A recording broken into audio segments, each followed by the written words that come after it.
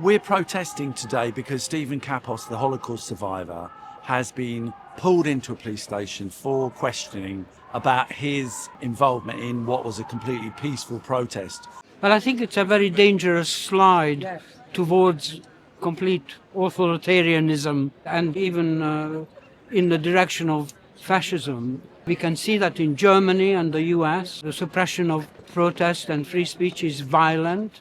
We have to resist as much as possible. As Stephen's son, it's really it's distressing to know that he's being interviewed by the police at the moment.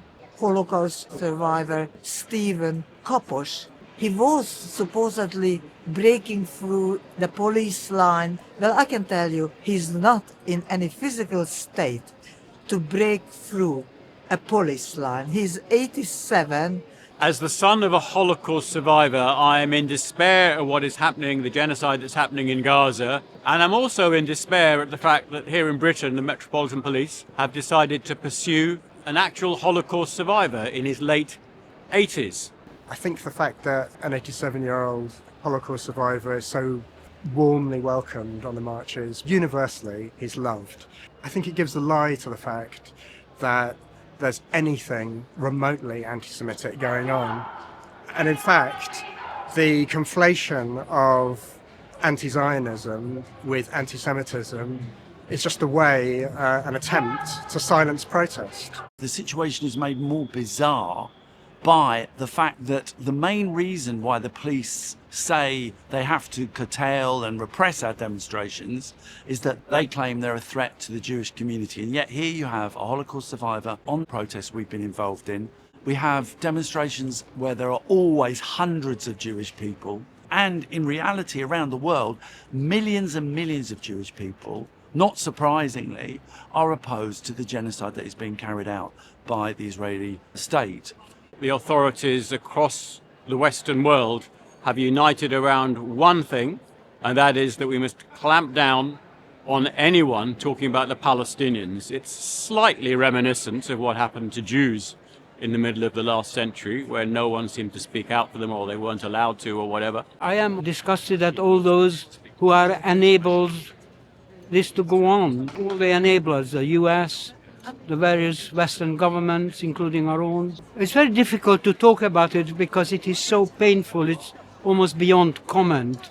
Innocent people being bombed, again with these enormous 2,000-pound bombs. Again, children are dying in large number. It's unbearable. I am a Hungarian Jewish Holocaust survivor. So when the Israeli government says that they're doing what they're doing against the Palestinians because of the Holocaust and because of anti-Semitism, I feel outraged. And I do not want them to do any atrocities in my name, in the name of the Holocaust. It's a genocide. It wasn't a ceasefire. They didn't break a ceasefire. They just doing what the European Nazis did against the European Jews.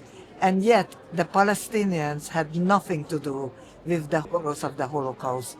I feel utterly outraged that while a Holocaust survivor is interviewed here in London, Israel continues to kill innocent Palestinians in the name of the Holocaust. Outrageous.